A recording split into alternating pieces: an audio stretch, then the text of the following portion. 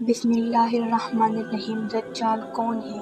دجال اولاد آدم میں سے ایک شخص ہوگا جسے اللہ کچھ ایسی طاقتیں عطا کرے گا جو اس کے سوا کسی انسان کو حاصل نہ ہوئی۔ اسے ملی یہ طاقتیں لوگوں کی آزمائش کے لیے ہوگی۔ وہ یہ دعویٰ بھی کرے گا کہ وہی رب العالمین ہے۔ اس کی بائیں آنکھ مٹی ہوئی ہوگی، یعنی وہ کانا ہوگا۔ کچھ اہل علم کے نزدیک اسے مسیح اس لیے کہا گیا ہے۔ وہ ساری زمین سے گھومے گا، چلے گا، پھرے گا۔ دجال کے فتنے۔ نمبر 1، اس کے ساتھ جنت اور جہنم ہوگی۔ اس کی آنکھ اصل میں جنت ہوگی اور اس کی جنت حقیقت میں جہنم ہوگی۔ نمبر 2، اس کے ساتھ پانی اور آگ ہوگی۔ اس کی آگ اصل میں ٹھنڈا پانی ہوگی اور اس کا پانی حقیقت میں آگ ہوگی۔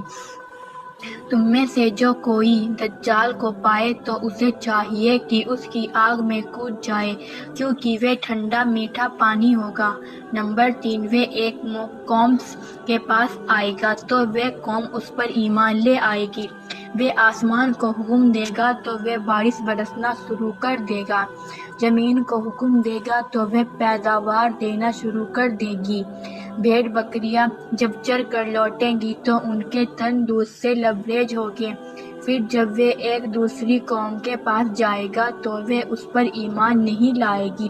صبح جب وہ قوم اپنی کھیتوں کو دیکھے گی تو فصلیں برباد ہو چکی ہوں گی اور زمین بنجر۔ وہ سب بنجر زمین کو حکم دے گا تو زمین سے خزانے نکل کر شہد کی مکھیوں کی طرح ہو کر اس کے پیچھے پیچھے چلیں گے۔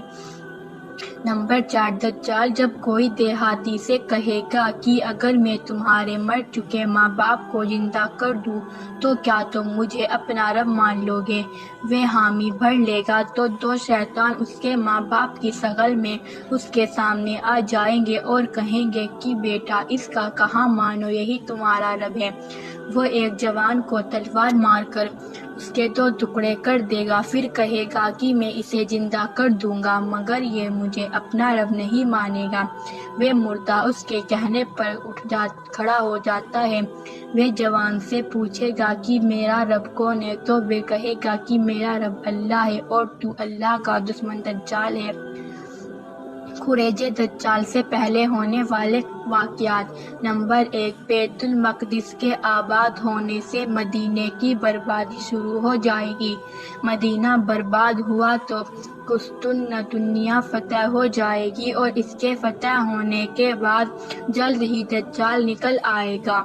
نمبر 2، تم عیسائیوں کے ساتھ صلح کر لو گے، پھر ایک جنگ کے بعد رومی تم سے غداری کرے گا مگر تم جیت حاصل ہوگی، مال ایک نعمت ملے گا اور تم نقصان سے بچے رہو گے۔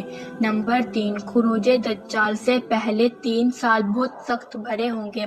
پہلے سال 1/3 بارش اور 1/3 پیداوار کم ہوگی، دوسرے سال 2/3 بارش اور 2/3 پیداوار کم ہوگی اور تیسرے سال نہ کوئی بارش ہوگی نہ کوئی چیز زمین سے پیدا ہوگی۔ اس وقت لا الہ الا اللہ، اللہ اکبر اور الحمدللہ کا ذکر لوگوں کی خوراک کا کام کرے گا۔ نمبر 4، دجال اس وقت تک نہیں نکلے گا جب تک کہ لوگ اس کے ذکر سے غافل نہ ہو جائیں، یہاں تک کہ خطیب ممبر سے اس کا ذکر کرنا تک چھوڑ دیں گے۔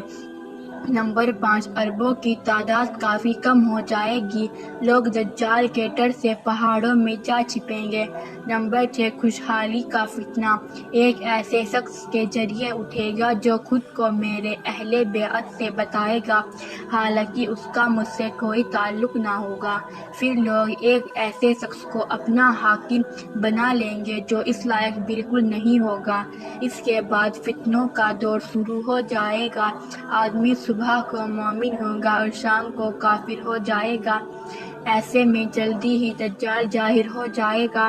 نمبر 7، خروج دجال کے وقت مدینہ بہترین زمین ہوگی، اس کے ہر سوراخ پر فرشتہ تعینات ہوگا جو دجال کو مدینے میں داخل ہونے سے روکے گا۔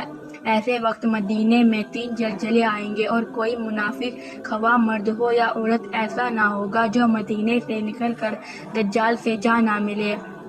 ان میں سے زیادہ تر عورت ہوگی۔ یہ وہ دن ہوگا جب مدینہ اپنے میل کچیل کو اس طرح نکال دے گا جیسے لوہار کی بٹی لوہے کے میل کچیل کو دور کر دیتی ہے۔ دجال کے ساتھ 70,000 یہودی ہوں گے، جن میں سے ہر ایک نے ہرے رنگ کی ریشمی چادر، تاج اور زیورات سے سجی تلوار پہن رکھی ہوگی۔ دجال کو کون مارے گا؟